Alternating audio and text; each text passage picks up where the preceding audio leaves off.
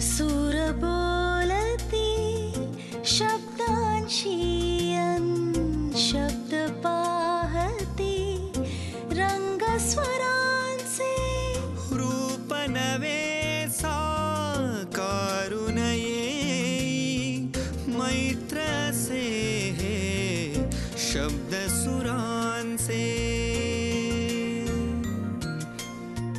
मैत्र से हे शब्द सुरांचे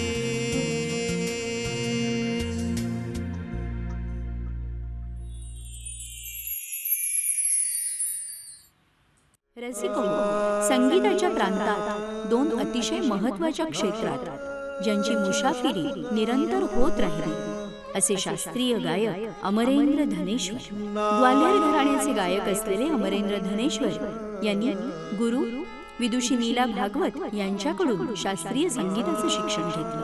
नीला भागवत या त्यांच्या सहधर्मचारिणीही असल्याने गुरु शिष्याच्या या नात्यात एक आगळं वेगळं लोभसपण आहे. तितकीच शिस्तही आहे आणि तितकीच आत्मीयताही आहे. संगीत शिक्षणाच्या सोबतच अमरेंद्रजी संगीत समीक्षणाच्या क्षेत्रातही अत्यंत मोलाचे योगदान काही दशकांपासून देत आहेत. संडे ऑब्झर्व्हर पासून त्यांनी या लिखाणाची सुरुवात केली. मुंबईतील सर्वच आघाडीच्या वर्तमानपत्रात जसं times of India, Indian post, time out, Hindustan times या वर्तमानपत्रात त्यांनी लिहायला सुरुवात केली आणि हे लेखन आजतागायत सुरू आहे. या लिखाणामुळे संगीताच्या चाहत्यांना एक निकोप दृष्टिकोन मिळण्यास मदत झाली. दूरदर्शनच्या राष्ट्रीय वाहिनीवर त्यांनी रागरंग या प्रदीर्घ मालिकेसाठी संकल्पना, आराखडा आणि कलात्मक स्पर्श यासह प्रत्यक्ष अंमलबजावणीतही महत्त्वाचे योगदान दिलं. या पलीकडे 600हून अधिक मैफिलीतला त्यांचा सहभाग त्यांच्या कलाकार म्हणून योगदानाबद्दलही खूप काही सांगून जातो. गुणियन गाये बजाये हे त्यांचं नुकतंच प्रसिद्ध झालेलं पुस्तक. राजकीय विश्लेषणात्मक लेखनही त्यांनी केलेलं आहे. युसुफ मेहर अली यांच्यावरचं एक पुस्तक किंवा डॉक्टर बाबासाहेब आंबेडकर, डॉक्टर आंबेडकर एक चिंतन ही पुस्तकही त्यांनी लिहिलेली आहेत. अमरेंद्र धनेश्वर आजही संगीतात रमलेले आहेत. संगीताच्या मैफिली, संगीत विषयक कार्यक्रम यात त्यांचा वावर सहज असतो. कलाकार आणि कलेचे समीक्षक अशा दोन्ही भूमिकेतून त्यांचा समांतर प्रवास असल्याने त्यांच्या दोन्ही भूमिकांना एक वेगळंच महत्त्व प्राप्त होतं. त्यांच्या या खास मुलाखतीचा आजचा हा दुसरा भाग. अमरेंद्रजी, तुमच्या पुढच्या सांगीतिक वाटचालीसाठी, लेखनासाठी आमच्या उदंड उदंड शुभेच्छा.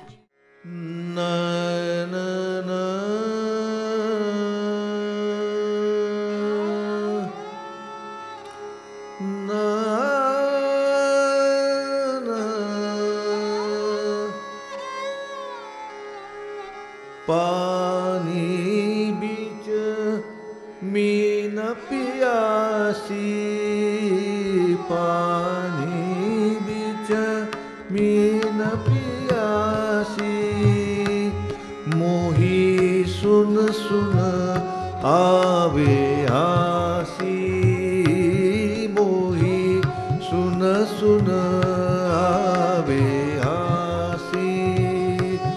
पानी बीच मीन पियासी, मोही सुन सुन आवे आसी, मोही सुन सुन आवे आसी.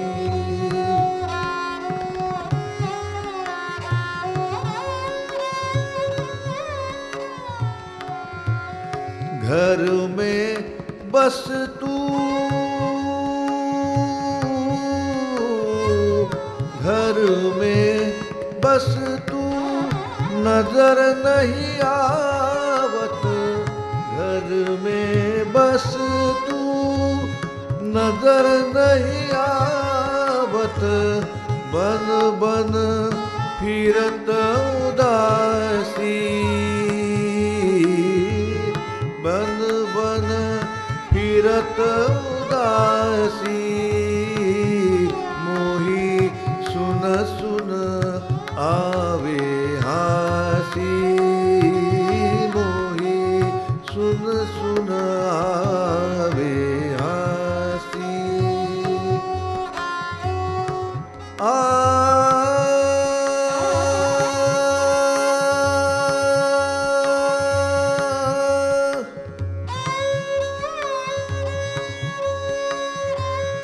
आत्म ज्ञान बिना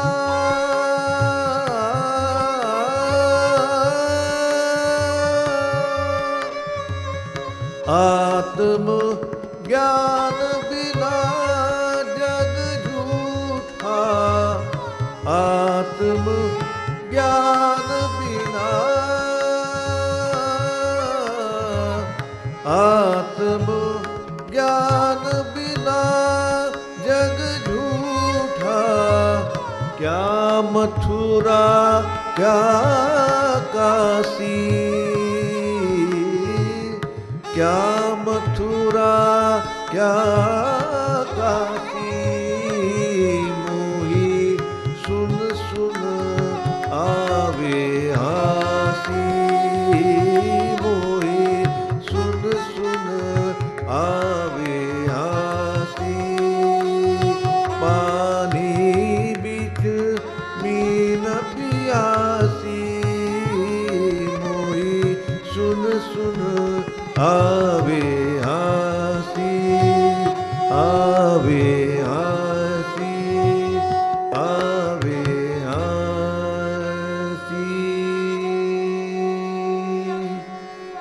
नमस्कार रसिक श्रोते हो, मैत्र हे शब्दसुरांचे या मैफलीच्या या दुसऱ्या भागात तुम्हा सगळ्यांचं मनापासून स्वागत करते.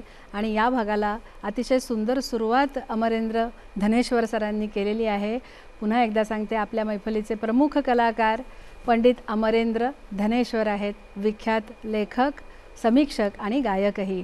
आणि आजच्या आपल्या या कार्यक्रमात ज्यांची अतिशय सुंदर सुरेल अशी साथसंगत लाभलेली आहे, त्या कलाकारांची पुन्हा एकदा ओळख करून घेऊया. सारंगीवर आहेत उस्ताद फारुख लतीफजी, जे उस्ताद अब्दुल लतीफ खान साहेबांचे सुपुत्र, तेच त्यांचे गुरु आणि वडील दोघंही. आणि ऑल इंडिया रेडिओ म्हणजेच आकाशवाणीचे ते ए दर्जाचे टॉप ग्रेड आर्टिस्टही आहेत. त्यानंतर आपल्याला तबला साथ लाभले ती अतिशय तरुण तडफदार अशा कलाकाराची, त्याचं नाव तरुण लाला असं आहे. आणि पंडित अरविंद मुळगावकरजी आणि पंडित शुभांकर बॅनर्जी यांचे ते शिष्य आहेत.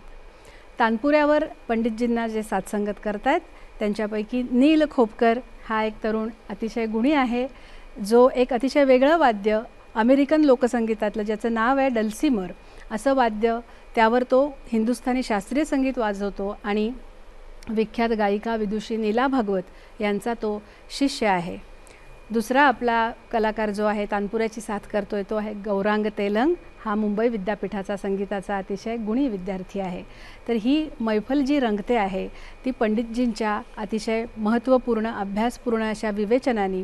आत्ता जी पंडितजी तुम्ही बंदिश गायलीत ती कुणाची रचना होती? ती मूळ काव्य त्यातलं कबीराचं आहे. हां. आणि त्याला सांगीतिक रूप दिलेलं आहे नीला भागवत यांनी. याच निमित्ताने मी तुम्हाला हे मला विचारायचं आहे की ग्वाल्हेर घराण्याच्या अतिशय ख्यातनाम गायिका विदुषी नीला भागवत या तुमच्या गुरुही आहेत आणि नंतर पत्नीही. तर या सुरेल नात्याबद्दल आम्हाला जाणून घ्यायला आवडेल. आणि हे कसं जुळलं, म्हणजे आधी तुम्ही त्यांना गुरु म्हणून कसे ॲप्रोच झालात आणि कसं त्यांनी तुम्हाला विद्यादान केलं आणि नंतर हे नातं कसं वेगळ्याच रूपात बदललं, हे सगळंच इंटरेस्टिंग असणार आहे. कारण तुमच्या व्यक्तिमत्वातल्या बऱ्याचशा गोष्टी या रूढीच्या बाहेर जाणाऱ्या आहेत, ज्याला थोडी बंडखोरीची जोड आहे. तर त्याबद्दल आपण जाणून घेणारच आहोत. तर आम्हाला या नात्याचा प्रवास सांगा. नक्की. नीला भागवत या माझ्यापेक्षा अनुभवाने वयाने सर्व दृष्टीने ज्येष्ठ आहेत. पण त्यांची आणि माझी फार जुनी ओळख होती. आणि तेव्हा मी गाणं शिकत नव्हतो, पण मी त्यांच्याकडे गाणं शिकायचा निर्णय घेतला. याचं मुख्य कारण असं होतं की संगीताच्या क्षेत्रातलं जे पारंपरिक वातावरण होतं त्याच्यामध्ये आंधळी गुरुभक्ती. हो. आपल्या देशामध्ये आंधळी गुरुभक्ती किंवा आंधळी भक्ती हा भयंकर वाईट रोग जडलेला आहे लोकांना. ते आपण पदोपदी पाहत असतो, अनुभवत असतो. तर तशी आंधळी गुरुभक्ती मी पाहत होतो संगीताच्या क्षेत्रातली. म्हणजे गुरूंबद्दल किंवा ज्ञानाबद्दल अतिशय आदर मला आहे. त्यांच्यासमोर मी झुकायला तयार असतो त्यांच्या ज्ञानासमोर. पण गुरु या नावाखाली जी काही गुरुबाजी चालते त्या गुरुबाजीच्या बाबतीत मी फार अजिबात सहनशील राहू शकत बरोबर नाही. आहे. मग ती बुवाबाजीच एका ती प्रकारची. बुवाबाजीच होते आणि त्या बुवाबाजीची असंख्य उदाहरणं आसपास पाहिलेली आहेत. तर त्यामुळे मी संगीताचा जरी आस्वाद घेत होतो तरी संगीत शिकत नव्हतो, लांबून आस्वाद घेत होतो. हो. मी नेहमी सांगतो की काठावरून चालत फिरून. होतो, प्रवाहात उडी नव्हती मारली. पण नीला भागवतांची जी पार्श्वभूमी होती सामाजिक, ती वेगळी होती. सामाजिक आणि राजकीय, पुरोगामी विचार, पुरोगामी साहित्य आणि एकूण ज्याला मी दावे किंवा उजवे ही संज्ञा वापरत नाही, परंतु फॉरवर्ड लुकिंग ज्याला आपण म्हणू अशा प्रकारचं व्यक्तिमत्व. तर त्यामुळे मला असं वाटलं की इथे शिकायला हरकत नाही आपल्याला. त्यामुळे मी शिकायला लागलो आणि शिकता शिकता हेही लक्षात आलं की आपल्याला पुष्कळ एकत्र वाटून घेण्याजोगं बरंच काहीतरी आहे.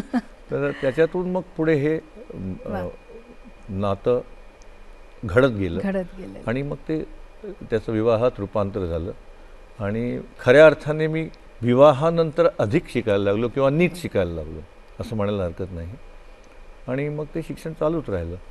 तर प्रश्न असा आहे की गुरुच्या समोर मान झुकवून चालत राहणं आणि आपण कोणतरी पामर आहोत आणि गुरु हा कोणतरी अतिश्रेष्ठ आहे असं सतत हे माझ्या स्वभावाला प्रवृत्तीला झेपणारी गोष्ट नाही आहे. कारण मी वेगळ्या वातावरणामध्ये स्वतःला घडवलेलं आहे वैचारिकदृष्ट्या आणि त्या दृष्टीने मी स्वतंत्र प्रज्ञा, स्वतंत्र बुद्धी याचा पुरस्कर्ता आहे. स्वतःचा तर्क, लॉजिक वापरूनच जे काय आपण शिकतो ते कसोटीवर घासून बघण्याची तुमची वृत्ती आहे. बरोबर. त्यामुळे आदर आहे किंवा ज्याला आपण हे म्हणू की समोर जे काय दिसतंय त्या ज्ञानाबद्दल खरोखरच विनम्र वृत्ती आहे, परंतु ज्याला आपण दास्य पत्करणं म्हणतो तसं पत्करण्याची माझी वृत्ती नाही. त्यामुळे असा गुरु जेव्हा तुम्हाला भेटतो तेव्हा वाटतं की इथे शिकायला हरकत नाही. तसं मी केलं आणि तसं करतो आहे. वा वा वा. मैत्र से हे शब्द सुरांचे.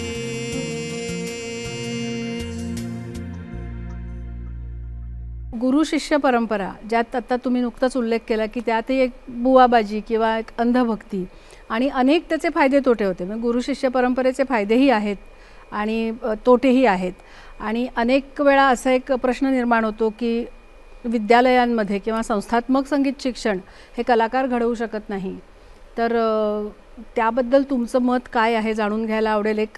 एका विद्यापीठात मीही प्राध्यापिका आहे आणि संगीत विषयात आम्ही काम करतो, शिकवतो. तर आम्हालाही त्यातली काही जाणून घ्यायला आवडेल की तुमचं मत काय आहे, की खरंच असं आहे का? नाही, नक्कीच. म्हणजे मला असं वाटतं की प्रत्यक्ष सीना बसीना तालीममधून जे काही शिकवणं होतं त्यातून खऱ्या अर्थाने कलाकार घडू शकतो, घडण्याची अधिक शक्यता संभव असतो. बरोबर. परंतु क्लासरूम सिच्युएशनमध्ये कलाकार घडणं कठीण असतं. पण म्हणून क्लासरूम सिच्युएशन नसावी अशा मताचा मी नाही. ह्याचं कारण मुख्य असं आहे की एकूणच समाजामध्ये म्युझिकल लिटरसी ज्यांच्यामुळे पसरवता येते असे जे अनेक त्याला आपण फॉर्मल असे जे घटक आहेत किंवा एजंट्स आहेत, त्याच्यापैकी एक एजंट म्हणजे संगीत विद्यालय किंवा संस्था. बाकी लता मंगेशकर आणि आशा भोसले आणि मोहम्मद रफी आणि यांच्यामुळे लिटरसी होतच असते, तो भाग वेगळा. पण हे फॉर्मल एज्युकेशनमधनं काहीतरी लिटरसी घडवण्याचा प्रयत्न असतो. त्यातून संगीताविषयी काहीतरी जाणीव किंवा हे ज्ञान नाही पण जाणीव आणि अभिरुची संपन्न श्रोते ही पण समाजाची गरज आहेच शेवटी. हो, नक्कीच आहे. तुमच्याच पुस्तकात एक अतिशय चांगला उल्लेख आहे वेगळा की मवा धोंड यांनी लिहिल्याचं तुम्ही उद्धृत केलेलं आहे वाक्य की उस्ताद फैयाज खान साहेब हे तवायफ स्त्रियांना गाणं शिकवायला जात आणि ते गाणं शिकवता शिकवता तवायफ स्त्रिया ज्या होत्या त्या शुद्ध शास्त्रीय संगीत शिकत होत्या आणि फैयाज खान साहेबसुद्धा कळत नकळत त्यांच्या गायकीचे संस्कार त्यांच्या गळ्यावर आणि त्यांच्या एकूण त्यांच्यातले रुसवे फुगवे, त्यांच्यातले मान अपमान आणि ते जे काही भावनिक संघर्ष त्या स्त्रियांमधले असतील त्याचाही परिणाम खाँसाहेबांच्या गायकीवर झाला. मला हा प्रवास खूप मनोरंजकही वाटतो आणि फार महत्त्वाचा वाटतो की कुठल्याच गायकी अशा भिंती घालून असू शकत नाहीत. ही 2 वे प्रोसेस आहे. तर ह्या निमित्ताने याबद्दल तुमचं मत तुम्ही त्यात लिहिलंच आहे, पण काही आम्हाला ऐकायला आवडेल आणि मुख्य म्हणजे ठुमरी तुमच्याकडनं ऐकायची.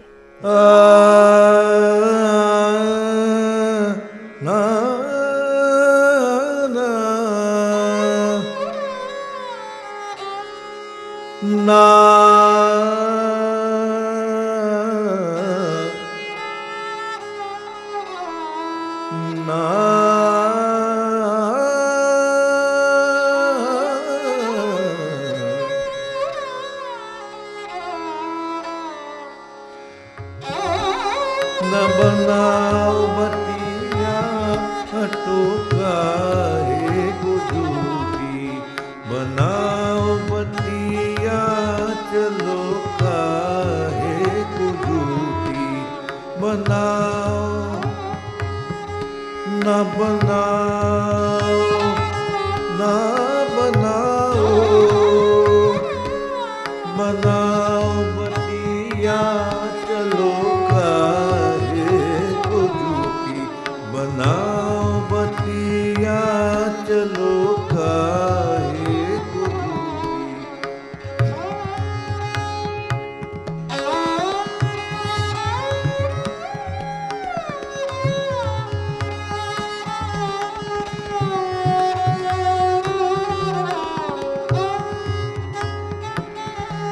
वही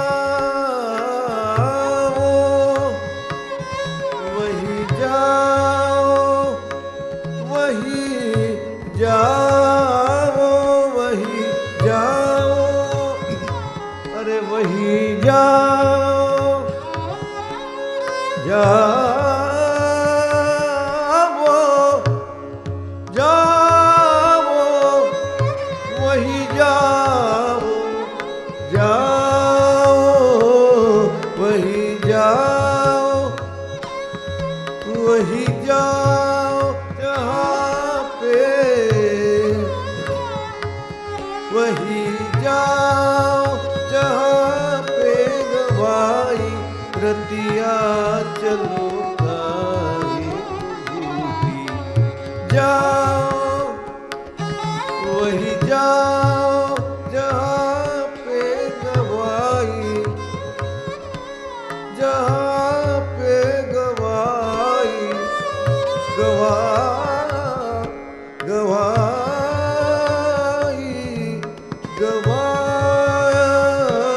वही जाओ जहाँ पे गवाई.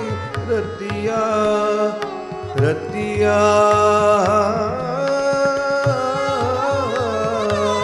रतिया जहाँ पे गवाई, रतिया रतिया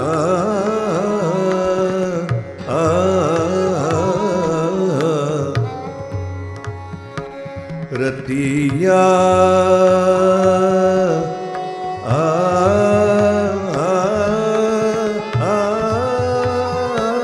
वही जाओ जहाँ पे गवाई. रतिया चलो काहे गुजूरी. बनाओ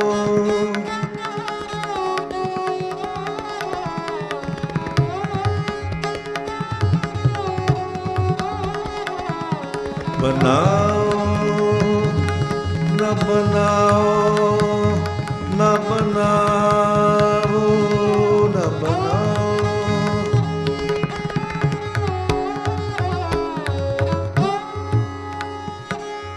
न बनाओ बतिया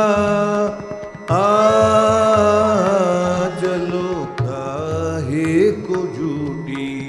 मनाओ बतिया मनाओ बतिया मनाओ बतिया चलो का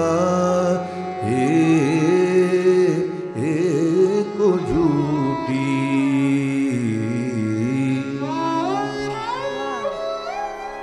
आहा, क्या बात आहे. वा वा वा वा. मला असं वाटतं की काही कलाकार हे बंडखोर म्हणूनच ओळखले जातात आणि त्यापैकी पंडित कुमार गंधर्व हे आहेत. तर कायम एक श्रोत्यांच्या मनात आणि रसिकांच्या मनात एक विलक्षण कुतूहल कुमारांच्याबद्दल अजूनही आहे. तर तुमचं कुमारांकडे तुम्ही कसं बघता आणि त्यांच्या गायकीकडे कसं? कुमारांच्याकडे मी फारच एकेकाळी मी त्यांचा अत्यंत आर्डेंट फॅन म्हणावं असा होतो. म्हणजे फार चाहता होतो आणि आहेच चाहता, म्हणजे असं नाही की चाहता नाही आहे. पण तेव्हा मी काय करायचो की त्यांच्या गाण्याचा मी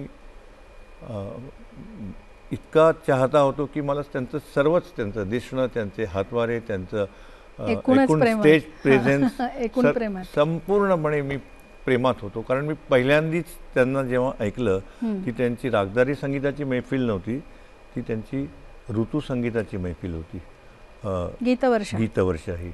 आणि ते गीतवर्षाचा तो दुसरा प्रयोग होता. पहिला प्रयोग इंदुरात झाला, दुसरा प्रयोग मुंबईत झाला.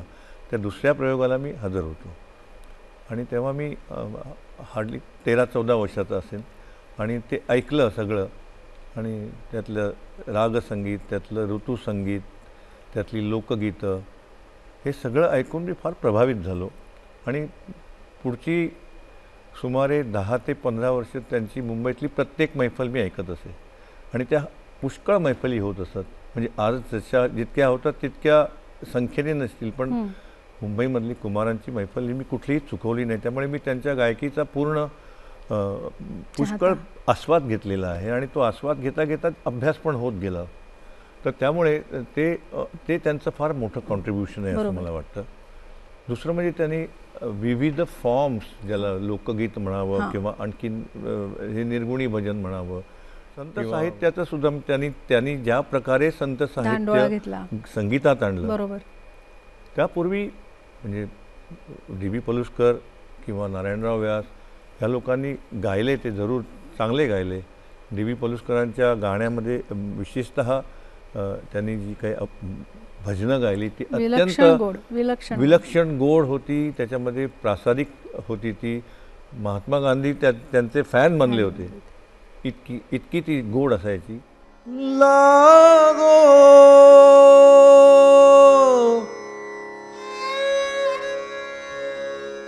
लागो इंद्र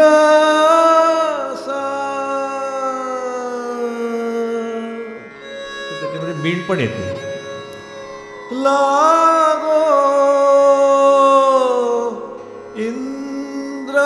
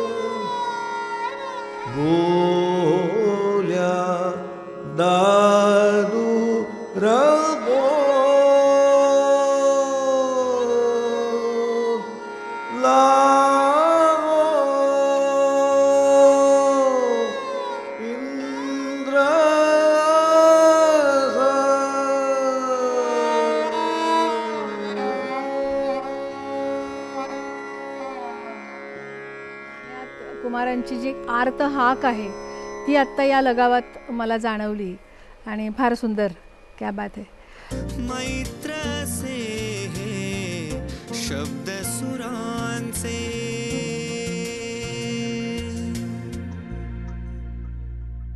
मला असं सांगा की भैरवची काही बंदिश आणि त्यावर नंतर गाणीही निर्माण झाली, तर त्याबद्दल काही बंदिशी आणि आपलं चित्रपट संगीत यांचा फार घनिष्ठ असा संबंध आहे. अनेक रागावर गाणी चित्रपट संगीत दिग्दर्शकांनी बांधली. काही वेळा तो राग शुद्ध स्वरूपात न राहता त्यात दुसऱ्या रागाची छटा तीसुद्धा डोकावत होती, किंवा त्या रागाचा एक मूळ ढाचा घ्यायचा आणि मग नंतर त्यात काही फरक करत जायचं, किंवा एखादा वर्जस्वरही त्यात घालून एक ते वेगळा रंग निर्माण करायचा. असं अनेक प्रयोग या विषयात झालेले आहेत संगीतकारांकडून कळत नकळत. त्यामुळे रागदारी हा एक आपल्या पूर्ण संगीताचा पायाच मानला गेला. तर त्यातून चित्रपट गीत निर्माण होणं अगदी साहजिक होतं, कारण चित्रपट संगीतावर रागदारी संगीताचा प्रभाव होता, साहजिक नाट्यसंगीताचा होता आणि नंतर पाश्चात्य संगीताचाही प्रभाव होता. मुळात चित्रपट संगीताचा फॉर्म हा सर्वसमावेशक असल्यामुळे त्याला वर्ज असं काहीच नाही. पण तुम्ही याकडे कसं बघता? एक शास्त्रीय संगीत अभ्यासक म्हणून, समीक्षक म्हणून, लेखक विचारवंत म्हणून तुमची याकडे बघण्याची दृष्टी कशी आहे? आणि राग हा शुद्ध स्वरूपात राहिला का? आणि त्या रागाचा संगीतकारांनी कसा उपयोग करून घेतला? एखादी बंदिश त्याचं जेव्हा गाणं होतं तेव्हा त्यात काय नेमकं फरक होतो? आता काय की मी जितकं रागदारी संगीत ऐकत होतो लहान वयापासून, तितकंच मी चित्रपट संगीतसुद्धा ऐकत होतो. आणि चित्रपट संगीतसुद्धा कुठेतरी मनात खाली खोल जाऊन असं दडलेलं होतं. बरोबर. आणि जेव्हा प्रत्यक्ष रागदारी स्वतः शिकायला लागलो किंवा गायला लागलो, तेव्हा ते चित्रपट संगीत पुन्हा ऐकताना किंवा काय रिव्हिजिटिंग असं आपण म्हणतो, बरोबर, तेव्हा अरे हे ह्याच्यामध्ये हा राग आहे किंवा ही झलक दिसते, ती झलक दिसते, असं हळूहळू इतकं जाणवत गेलं. त्याच्यानंतर मी मागे म्हणजे उल्लेख केला तर तो डॉक्टर रानडे यांचा, अशोक रानडे यांचा, त्याप्रमाणे की ते जसं म्हणतात की हे चित्रपट संगीत म्हणजे हे जनप्रिय संगीत आहे, पॉप्युलर म्युझिक असं म्हणतात. Category is popular music. ते कॅटेगरीला कोटी असा एक जरा कठीण वाटणारा शब्द वापरतात, पण जनप्रिय कोटीतलं संगीत. आणि रागदारी संगीत हे कला संगीत किंवा आर्ट म्युझिक, अभिजात संगीत. तर या कला संगीताची मुळं किंवा त्याचा प्रभाव हा जनप्रिय संगीतात किंवा पॉप्युलर संगीतामध्ये दिसतो. बरोबर. आणि तो वेगवेगळ्या प्रकारे प्रकट होतो. आणि हे मला सतत जाणवायला लागलं. आणि मला असं वाटलं की अरे हे आपण लोकांना सांगितलं पाहिजे. हे कारण लोकांचं काय असतं की शास्त्रीय संगीत ज्याला आपण म्हणतो, शास्त्रीय ही संज्ञा बरोबर नाही असं सर्व म्युझिकॉलॉजिस्टचं म्हणणं असतं, की तुला जास्ती माहिती माझ्यापेक्षा.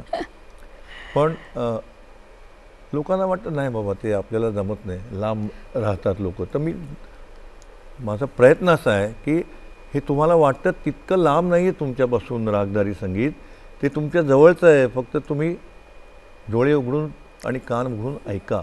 तुमच्या नकळतही तुम्ही गात असता की नकळत गाताना तुम्हाला लक्षात येत नाही की तुम्ही हमीर राग म्हणताय. जेव्हा मधुबन में राधिका गाताय तेव्हा हमीर गाताय हे सामान्य माणसाच्या लक्षात नाही, पण तो हमीर गात असतो. ते तुम्ही गाता, गुणगुणता, मग तुम्ही त्याच्याबद्दल इतकी नफरत कशाला बाळगता, भीती दहशत कशाला, जवळचं आहे असं मी सांगतो. आणि ते पटतं लोकांना.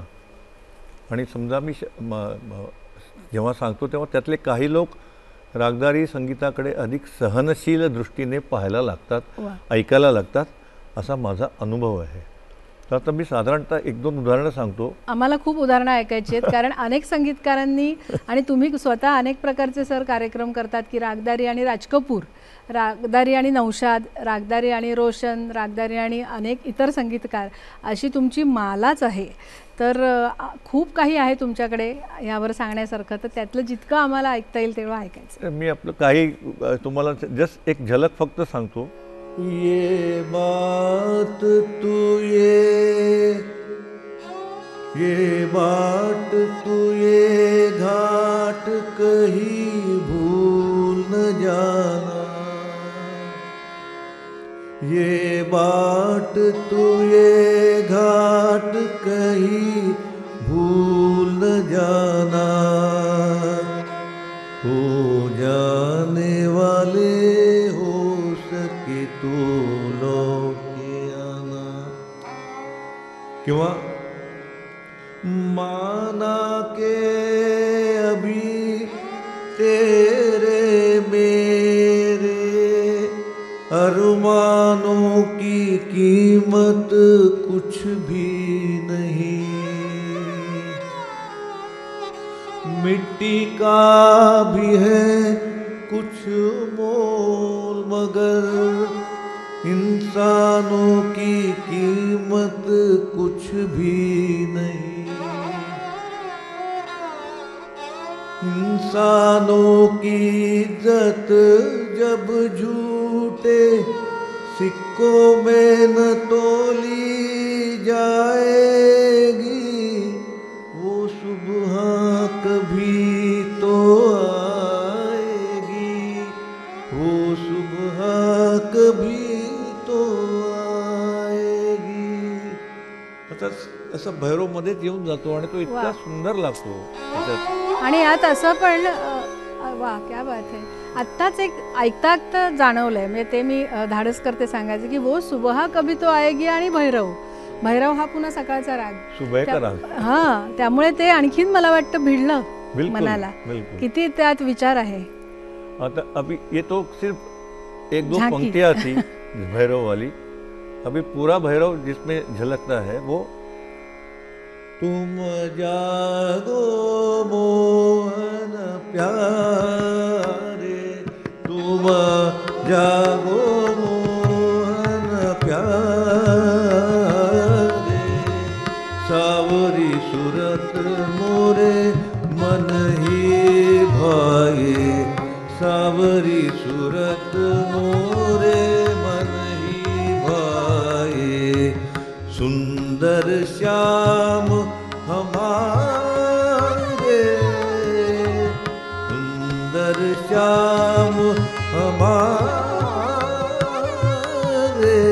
जागो मोहन प्यारे, जागो मोहन प्यारे. बंदिशीचं गाणं बनतं तेव्हा त्याचे शब्दही बदलतात, कारण ते सगळ्यांना कळेल असे शब्द त्यात येतात किंवा त्या व्यक्तिरेखेला अनुसरून येतात. आणि काय काय त्यात सांगीतिक बदलही होणं अगदी अपेक्षित आहे, कारण ते त्याच फॉर्ममध्ये तर राहू शकत नाही. असे कुठले कुठले जास्ती राग तुम्हाला आढळले की जे खूप वापरले गेलेत? एक तर यमन, भैरवी, शिवरंजनी हे पुष्कळ वापरले गेले.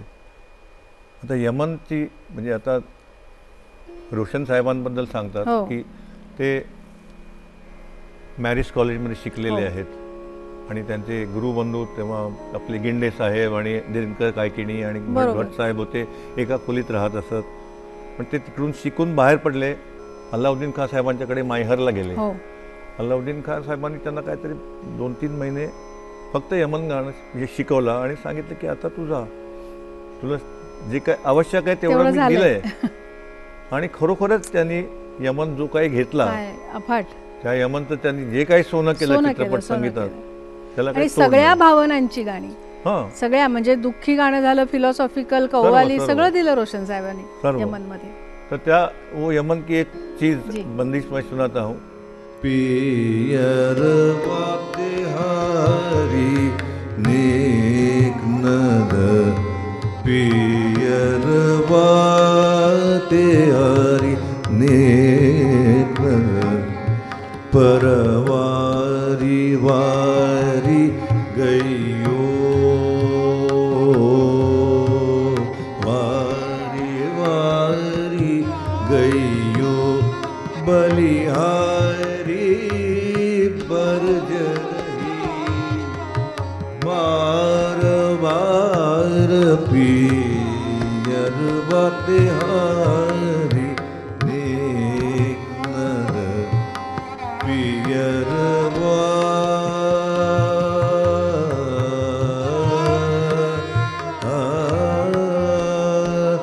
तेहारी नेक नदर, नेक नदर, पियर बातेहारी नगर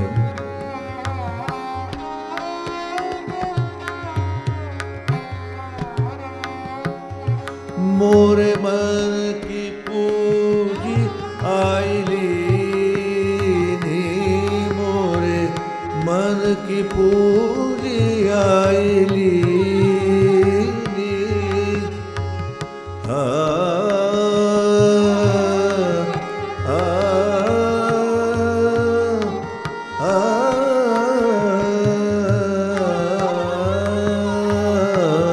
मोरे मन की पूजी आईली नी होने आल कर प्यार सी शनिवारी हसरसा पार गले ने आल पियर बाते हरि नेक नगर पियर बाते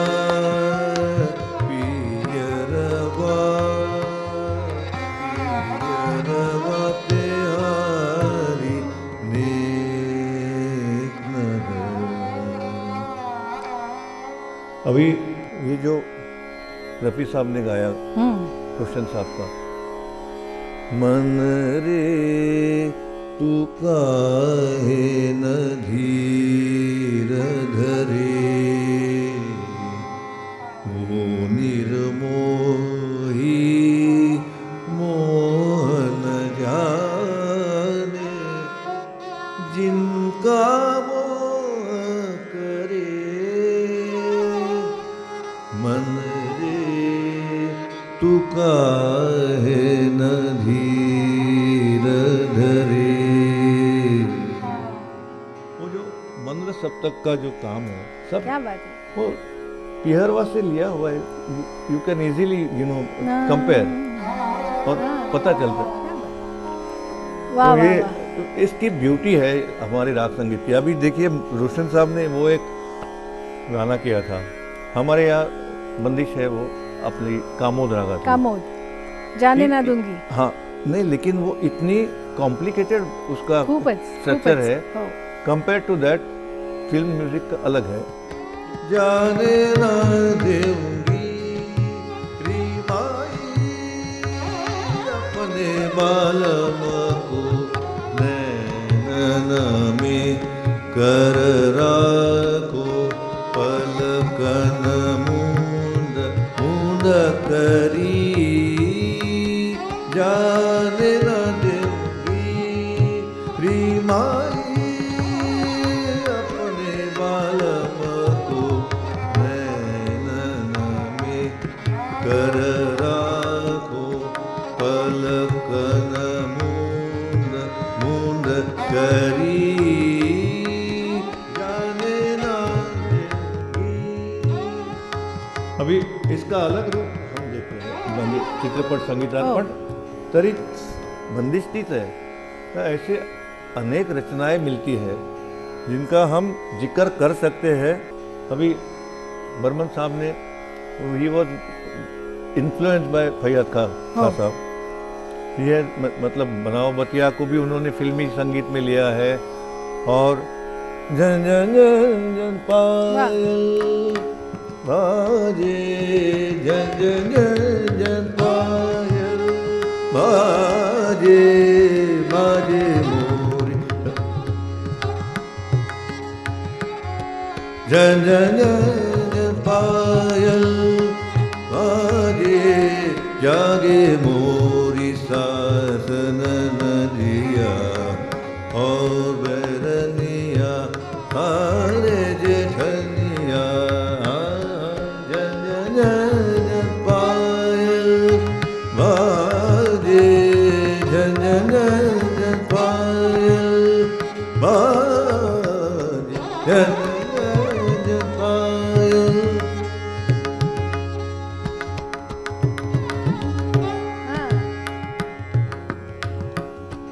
अगर सुने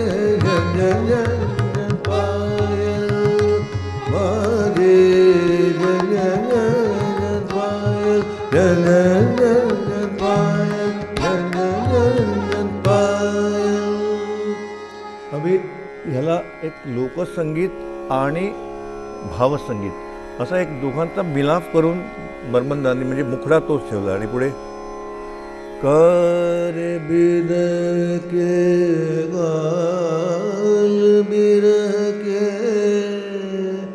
काजल कारी रे इत कजरार उत कजरारे बदरा बरसे इत बरसे मोरे न पाँव में बेड़ी लाज की तरफ तरफ रह जाऊं हाँ मैं दुनिया की रीत निभाऊं या मैं प्रीत निभाऊं रामा जन जन जन पायल बाजे जन जन जन पायल बाजे जन जन जन पायल बाजे बाजे बाजे जन जन जन पायल बाजे जन जन पायल। तो ये हमारे रागदारी संगीत का फिल्म संगीत पर जो प्रभाव है वो बहुत डीप, बहुत क्या बहुत बात। डीप है। वा वा वा, you can explore as much as you want. खरंय, अगदी खरंय. तो महासागर आहे रागसंगीताचा आणि त्यातून साहजिकच संगीतकारांनी भरपूर काही घेतलंय बिलकुल. आणि अजूनही घेत राहतील कारण ते Yes. कधीच संपणार नाही. Yes. मैत्र से शब्द सुरांचे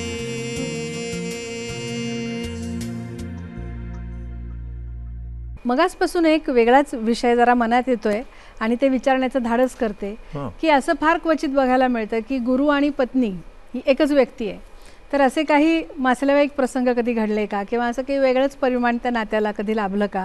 दोन भूमिका एकच व्यक्ती करणं हे कमी बघायला मिळतं, त्यामुळे विचारते. हां, पुष्कळ प्रसंग घडतात, घडले आहेत, घडत असतात, त्याला काही इलाज नसतो. तर एक म्हणजे वय, त्यातली ज्येष्ठता, अनुभवाच्या बाबतीतली ज्येष्ठता, संगीत क्षेत्रामध्ये जे काही कार्य केले त्याच्या बाबतीतला ज्येष्ठता क्रम, हे सगळं आहे. आणि त्यामुळे आणि माझी पार्श्वभूमी वेगळी आहे बरोबर परत. बरोबर. आणि त्यामुळे तो फरक राहतो आणि त्या फरकातून काही ना काहीतरी मतभेद, हां. मतभिन्नता ही निर्माण अगदी होते. साहजिक आहे. बरोबर. उदाहरणार्थ आता हे जे माझं जे सो कॉल्ड कर्तृत्व म्हणावं किंवा माझा अभ्यासाचा विषय किंवा माझ्या ध्यासाचा संशोधनाचा. विषय जो आहे चित्रपट संगीताचा, त्याच्यामध्ये तिला नाही आहे इंटरेस्ट आणि तिला ते तो म्हणजे मी वेळेचा अपव्यय करतो असं वाटतं. शुद्ध शास्त्रीय संगीताकडे तुम्ही वळावं म्हणजे असं मी त्यांचं- वळलेलोच आहे. हां. म्हणजे असं नाही की मी वळलेलो नाही आहे, मी त्याच्यामध्ये पडलेलोच आहे. त्याच्यात मी मैफली करत असतो, चित्रपट संगीताशी काही संबंध नसलेल्या अनेक कार्यक्रम करत असतो, तो भाग वेगळा. पण त्या चित्रपट संगीताच्या बाबतीत मी काहीतरी करत राहतो आणि त्याला प्रचंड लोकाश्रय मिळतो म्हणून मी त्याच्या मागे धावतोय असं काहीसं असं काहीचं तिला वाटतं. वाटतं. आणि तिला वाटलं तर ते तिच्या परीने बरोबर असेल, पण मला तसं वाटत नाही. बरोबर. तेव्हा माझं मतस्वातंत्र्य, माझं कृती स्वातंत्र्य हे मी अबाधित राखू इच्छितो. ऑल इंडिया रेडिओवरती मध्यम लहरीवरती जे काही असायचं ते ऐकायचं स्वातंत्र्य होतं. हे तरी सांग. म्हणजे स्वातंत्र्य होतं म्हणजे तोच रेडिओ फक्त ऐकू शकत. BBC की तुम्ही ऐकू शकत नव्हता, कारण BBC वरून खऱ्या बातम्या यायच्या. तर त्यावेळी रेडिओवरचा राष्ट्रीय कार्यक्रम ऐकत असे. बरोबर. त्याच्यात कुमार गंधर्व भूपराग गायले होते, तो माझ्या अगदी लक्षात आहे. अरे वा. पण त्याहीपेक्षा मला 2 गाण्यांची त्याच्यामध्ये शोध लागला. तो असा की अहमदाबाद रेडिओवरती शनिवारी संध्याकाळी 5:30 ते 6 चित्रपट संगीत लागायचं जुनं. तर त्या चित्रपट संगीतामध्ये एक गाणं आमिर खान साहेबांचं लागलं होतं.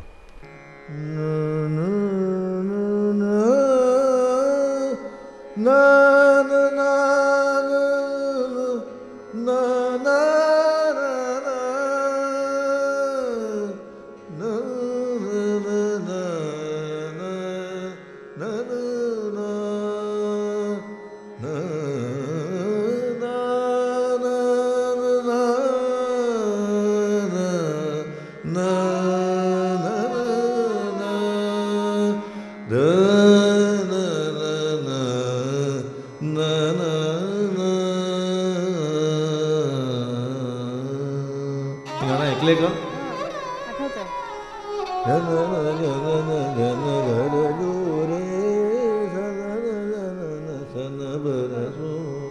असं गाणं आहे ते, वा. बैजू बावरामधलं. हां हां. पण ते गाणं सिनेमात नाही आहे, हम्म. त्यामुळे ते चित्रपट पाहणाऱ्याला माहिती नसायचं. पण त्याची रेकॉर्ड होती. हां, कारण ते डिलीट केलं होतं. बरोबर. तर ते गाणं मला एक सापडलं आणि इतका आनंद झाला. रिमझिम बरसे बादलवा मस्तू हवाए आई पिया घर आजा आजा पिया घर आजा. रिमझिम बरसे बादलवा क्या बात. मस्तू हवाए आई पिया घर आजा आजा पिया घर आजा. जोराबाई त्याचेही संस्कार झाले आणि मग तिथून तुम्हाला क्रिएटिव्ह मन कधीच शांत बसत नाही. कधीच नाही. त्यामुळे तो उलट तुम्हाला एक तिथे निवांतपणा मिळाला असेल आणि त्यातूनही अनेक गोष्टी तुमच्या मनात आल्या असतील. आल्यात ना, प्रश्नच नाही. आणि हा विलक्षण अनुभव आहे, कारण तुरुंगात जाऊनही स्वतःचं सगळं बुद्धी शाबूत ठेवणं आणि क्रिएटिव्हिटी तशीच सृजनशील असं मन जपणं हे फार छान गोष्ट आहे. पंडितजी, आपण इतक्या गोष्टींवर बोललो. शास्त्रीय संगीत, भक्ती संगीत, सूफी संगीत, ग्वाल्हेर घराणं, विद्यापीठ शिक्षण, गुरुशिष्य परंपरा, अनेक विषयांवर आपण बोललो. तरीही अजून काही विषय हे बाकी राहणारच आहेत, कारण तुमच्याकडे सांगण्यासारखं खूप आहे. पण मला या मैफलीची सांगता आता करायची वेळ आलेली आहे. त्यामुळे मी तुम्हाला अशी विनंती करते की तुम्हाला काही असं वाटतं का की आता मैफलीचं स्वरूप बदलत चाललं आहे, किंवा हे शास्त्रीय संगीत सादरीकरणाचं हे तंत्र आहे, तर हे पुढे अजून कसं होईल, किंवा आत्ताच्या स्वरूपात काही बदल आणखीन पुढे अपेक्षित आहेत का, यावर थोडा प्रकाश टाका. किंवा तुम्हाला काही खटकतं आहे का आत्ता जे चाललं आहे त्याबद्दल. आणि मग आपण भैरवीनी सांगता करणार आहोत का, कारण मला तुमच्याकडनं टप्पा ऐकायचा आहे. त्यामुळे माझी अशी विनंती आहे सगळ्यांच्या वतीने की तुम्ही टप्पा आम्हाला ऐकवावा, कारण अतिशय तो कठीण प्रकार आहे, कमी गायला जातो, कमी गाणारे कलाकार आहेत. तर त्या दृष्टीने तुम्ही आम्हाला ऐकवा. जरूर ऐकवेन. ते आता आधी जे तू विचारलंस त्याच्याबद्दल मी एवढंच सांगेन की परिवर्तनशील कला आहे ही. त्यामुळे परिवर्तनशील कलेमध्ये जे काही परिवर्तन होत राहतात ती सगळीच नाकारण्याजोगी असतात असं नाही. आता पूर्वी रात्रभराची मैफल चालायची. मला आठवते की रात्री 9 वाजता सुरू होणारी मैफल पहाटे 3 वाजता वगैरे संपायची. मग लोक स्टेशनवरती चहा प्यायचे आणि मग 4-4:30ला लोकल पहिली घेऊन घरी जायचे. आता च्या परिस्थितीत हे शक्य नाही आहे. बरोबर. असे अनेक बदल घडत आहेत. रात्रीचे राग रात्री मध्ये एक पुण्याला कार्यक्रम झाला, त्याच्यात मला गायला बोलवलं होतं की रात्रीचे राग संध्याकाळी ऐकायला या, अशी त्यांनी जाहिरात केली होती. आणि तो हॉल तुडुंब भरला होता, कारण रात्री 9ची मैफलच होत नाही आता. बरोबर. त्यामुळे ते उत्तर रात्रीचे म्हणून जे राग आहेत त्यामुळे मालकौस दरबारी ऐकायलाच मिळत नाही. खरं. मी तेव्हा मालकौस गायलो होतो, मला आठवत आहे. पुण्याच्या फर्ग्युसन कॉलेजच्या हॉलमध्ये हा कार्यक्रम झाला होता. तर असे अनेक बदल होतात, प्रयोग होतात. बदल नाकारायला पाहिजे तशातला भाग नाही. ते सगळे परिवर्तनशील कलेच्या बाबतीत हे बदल घडले तर त्याचं आपण उघड्या डोळ्यांनी परीक्षण केलं पाहिजे. स्वागत करायलाच पाहिजे असंही सक्ती नाही, पण निदान ॲक्सेप्ट. म्हणजे स्वीकारले बघा पाहिजेत ते. काय होत आहे ते, आणि जर वाटलं तर स्वीकारा, नाही तर नका स्वीकारू. बरोबर. वा, अतिशय सुंदर सांगितलं तुम्ही पंडितजी. खरोखर हा विषय न संपणार आहे, कारण मुळात संगीत हे अथांग आहे, हा महासागर आहे. शास्त्रीय संगीत हे अपरंपार आहे आणि पंडितजींनी इतकं सुंदर समजावून सांगितलं. आज आपण अनेक विषयांवर 2 भागात गप्पा मारल्या. अगदी रागसंगीत, चित्रपट संगीत, गुरु शिष्य परंपरा, घराणेदार गायकी, त्यात होणारे प्रयोग, याबद्दल अतिशय सुंदर अशी मतं, अभ्यासपूर्ण मतं आपल्याला ऐकायला मिळाली. खरोखर हा एक रसिकांसाठी खजिनाच आहे. या गप्पा खरं तर न संपणार आहेत, पण जे सुरू झालं ते कुठेतरी सांगतेकडे नेलं पाहिजे. पंडित अमरेंद्र धनेश्वर, आपण आज इथे आलात आणि दूरदर्शनमध्ये येऊन मैत्र हे शब्दसुरांचे हा अतिशय सुंदर कार्यक्रम सादर केलात, त्याबद्दल मी मनापासून सगळ्यांच्या वतीने तुमचे आभार मानते आहे. नमस्कार. आणि ही मैफल आपण सांगतेकडे नेऊया.